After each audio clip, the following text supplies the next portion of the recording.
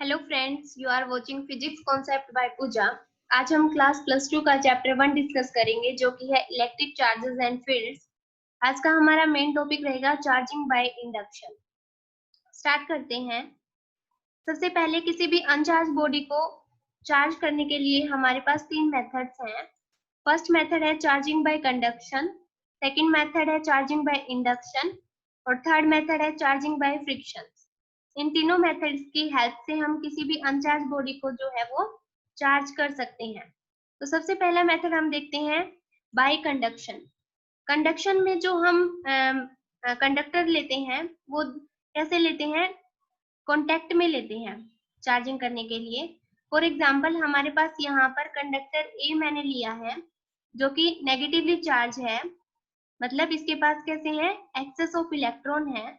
और यहाँ पर बी कंडक्टर लिया है जो कि न्यूट्रल है। न्यूट्रल का क्या मीनिंग होता है कि जितने इसके पास इलेक्ट्रॉन है उतना ही प्रोटॉन भी है, मतलब जितना नेगेटिव चार्ज है उतना ही पॉजिटिव चार्ज है। तो ये हमारा जो कंडक्टर बी है वो कैसा है, न्यूट्रल है। अब हमारे पास जब यहाँ पर कंडक्टर ए में एक्सेस ऑफ इलेक्ट्रॉन है, जब हम इनको कांटेक्ट में लेके आएंगे तो ये नेगेटिवली चार्ज जो है वो इधर फ्लो करना शुरू कर देगा, क्योंकि ये दोनों कैसे हैं, कांटेक्ट में है और कंडक्टर भी है, तो मतलब चार्ज यहाँ से यहाँ फ्लो करना शुरू कर देगा। तो जब हमारे पास ये चार्ज जो है फ्लो करना शुरू कर देगा तब हम यहाँ पर देखेंगे, जब हम इन्हें सेपरेट कर देंगे तो इस तरह की कंडीशन आ जाएगी, कुछ नेगेटिव चार्ज इस पर हो जाएगा और कुछ नेगेटिव चार्ज जो है वो इस पर आ जाएगा। ये नेगेटिवली चार्ज जो है वो इक्वली डिस्ट्रीब्यूट कब होगा, जब हमारा दोनों ही कंडक्टर का शेप, साइज और मटेरियल सेम होगा, तब जो चार्ज है वो इक्वली डिस्ट्रीब्यूट होगा। अदरवाइज जो हमारा चार्ज है वो अनइक्वल डिस्ट्रीब्यूट होगा। मान लेते हैं यहाँ पर हमारे पास 8 इलेक्ट्रॉन थे, अगर इन दोनों कंडक्टर का शेप, साइज और मटेरियल अगर सेम है तो 4 इलेक्ट्रॉन इस पर आ जाएंगे और 4 इलेक्ट्रॉन इस पर आ जाएंगे। तो इस तरह से हम देखो, यहाँ पर हमारे पास सेकंड जो स्फीयर था वो न्यूट्रल था, इस पर किसी प्रकार का कोई चार्ज नहीं था, तो हमने इस तरह से कंडक्शन मेथड की हेल्प से इसको कैसे कर दिया, नेगेटिवली चार्ज कर दिया है। तो फर्स्ट ये मेथड था अनचार्ज बॉडी को चार्ज करने का। सेकेंड मेथड हम देखते हैं चार्जिंग बाय इंडक्शन। तो हम किसी भी अनचार्ज बॉडी को जो है वो चार्ज कर सकते हैं इंडक्शन की हेल्प से भी। इंडक्शन में हम जो स्फीयर्स लेते हैं, जो हमें जो कैसा करना है, जिसको चार्ज करना है, तो उनको बीच हम कांटेक्ट नहीं रखते, मतलब इनडायरेक्ट कांटेक्ट होता है। देखिए किस तरह से, इसको हम एक एक्सपेरिमेंट की हेल्प से समझते हैं। सबसे पहले यहाँ पर हम एक इंसुलेटिंग स्टैंड ले लेते हैं और इसके ऊपर हम रख लेते हैं हमारा स्फीयर ए, और इसी तरह से यहाँ पर हम एक और स्फीयर ले लेते हैं। दोनों ही मेटल के बने हुए हैं, यहाँ पर हम एक और स्फीयर ले लेते हैं इस तरह से। ये भी हमारा जो है वो इंसुलेटिंग स्टैंड के ऊपर ही रखा हुआ है। दोनों के दोनों जो हमने लिए हैं वो कांटेक्ट में लिए हैं, ठीक है। ये हमने दो मेटल के बने हुए स्फीयर ले लिए हैं, ए और बी, ठीक है। देखो फर्स्ट स्टेप क्या कहता है कि दो मेटल के स्फीयर हमने ले लिए हैं और इंसुलेटिंग स्टैंड पर लिया है, और दोनों के दोनों स्फीयर ये कैसे हैं, कांटेक्ट में है। क्लियर है। इसके बाद हम क्या करते हैं, यहाँ पर एक रोड लेके आते हैं जो कि पॉजिटिवली चार्ज होती है। ये रोड कैसी है, पॉजिटिवली चार्ज है।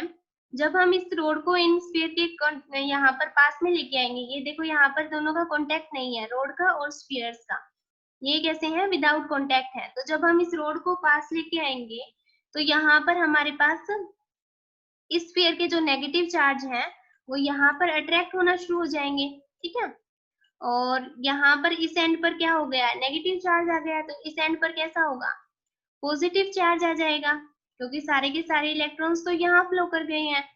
और फिर जो हमने दूसरा अपना कंडक्टिंग स्फीयर लिया है, तो ये जो चार्ज है, पॉजिटिव चार्ज, ये यहाँ पर फ्लो करना शुरू कर देंगे। तो इस एंड पर हमारे पास इस स्फीयर पे कैसा चार्ज आ जाएगा, पॉजिटिव चार्ज आ जाएगा, ठीक है। जो ये कंडीशन आती है यहाँ पर नेगेटिव चार्ज और पॉजिटिव चार्ज, तो इसे हम बोलते हैं कि स्फीयर जो है वो पोलराइज हो गया है। यहाँ पर हमारा स्फीयर जो है वो चार्जिंग नहीं हुआ है, अभी सिर्फ पोलराइज हुआ है। पोलराइज का मतलब नेगेटिव चार्ज एक तरफ हो गया है, पॉजिटिव चार्ज एक तरफ हो गया है। अब फिर हमारे पास ये चार्ज जो है यहाँ पर फ्लो करना शुरू कर देगा। तो ये यहाँ पर पॉजिटिव चार्ज इधर था, ये यहाँ पर पॉजिटिव चार्ज जो है वो स्फीयर बी के इस एंड पर आना शुरू हो जाएगा। तो पॉजिटिव चार्ज रोड नियर लेके आए हम ये स्फीयर के पास, लेकिन ये रोड जो है वो स्फीयर को टच नहीं कर रही है। फिर जो फ्री इलेक्ट्रॉन है स्फीयर के वो रोड की तरफ अट्रैक्ट होना शुरू हो जाएंगे और यहाँ पर एक्सेस पॉजिटिव चार्ज जो है वो स्फीयर बी के इस एंड पर आना शुरू हो जाएगा। क्लियर है आपको ये कंडीशन? ठीक है, नेक्स्ट स्टेप देखते हैं हम।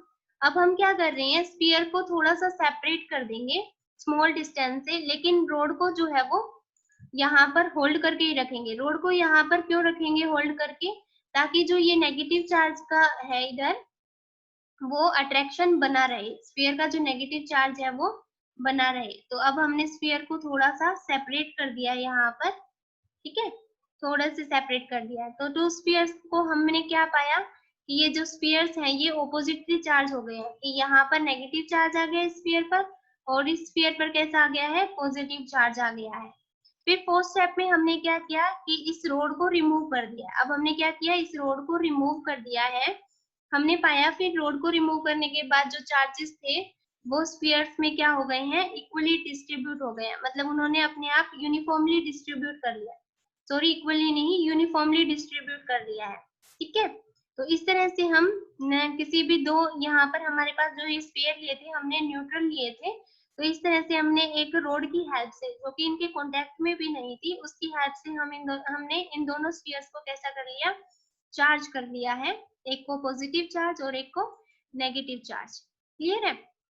अगर इस तरह से हम अनचार्ज बॉडी को जो है वो चार्ज कर सकते हैं with the help of induction method की। थर्ड हम देखते हैं फ्रिक्शन मेथड से किस तरह से हम न दो जो है अनचार्ज बॉडी को जो है वो चार्ज कर सकते हैं। तो जो फ्रिक्शन का मेथड है ये बेसिकली हम इंसुलेटर्स में यूज करते हैं। फॉर एग्जांपल यहाँ पर मैंने ग्लास की एक रोड ली है और उसको मैंने रब किया है किसके साथ, सिल्क क्लॉथ के साथ। तो यहाँ पर हमने पाया कि जो हमारी ग्लास रोड थी वो पॉजिटिवली चार्ज है और जो सिल्क क्लॉथ है वो नेगेटिवली चार्ज है। तो यहाँ पर जब हमने इन दोनों को रब किया, ग्लास रोड को सिल्क क्लॉथ के साथ, तो रब करने से क्या हो गई, थर्मल एनर्जी आ गई। अब जो ग्लास है वो एटम से मिलके बना है, एटम्स के वैलेंस सेल में इलेक्ट्रॉन होते हैं, तो उन्हें एनर्जी मिल गई और वो अपनी वैलेंस सेल से बाहर आ गए। ये पॉजिटिवली चार्ज है, इसका मतलब क्या है, ग्लास स्लैब से इलेक्ट्रॉन जो है वो इलेक्ट्रॉन का इसने लॉस किया है। और सिल्क नेगेटिव चार्ज है, इसका मतलब इसने इलेक्ट्रॉन को गेन किया है। ठीक है, अब ये डिपेंड करता है कि ट्रांसफर ऑफ इलेक्ट्रॉन किस मेटल से निकलेगा, किस में जाएगा, तो ये नेचर ऑफ मटेरियल पे डिपेंड करता है। जो हमारा अगर यहाँ से इलेक्ट्रॉन निकला है तो इलेक्ट्रॉन का कुछ ना कुछ मास भी है, जो कि कितना होता है, 9.1 इंटू 10 की पावर -31 kg होता है। ठीक है, तो इलेक्ट्रॉन का कुछ ना कुछ मास है, तो जब इलेक्ट्रॉन एक स्थान से दूसरे स्थान पर जाएगा तो उसका क्या होगा, मास का भी ट्रांसफर होगा। ठीक है, हमेशा जो है वो इलेक्ट्रॉन ही फ्लो करते हैं, प्रोटॉन्स नहीं करते, क्योंकि प्रोटॉन जो है वो हैवी होते हैं इलेक्ट्रॉन से। तो यहाँ पर हमारे पास क्या है, एक बॉडी पॉजिटिवली चार्ज हो गई और एक नेगेटिवली चार्ज हो गई। तो इस तरह से रबिंग या फ्रिक्शन के द्वारा हम किन्हीं भी दो अनचार्ज बॉडी को जो है वो चार्ज कर सकते हैं। आई होप आपको ये टॉपिक क्लियर हो गया होगा। Thanks for watching. If you like the video please share and subscribe.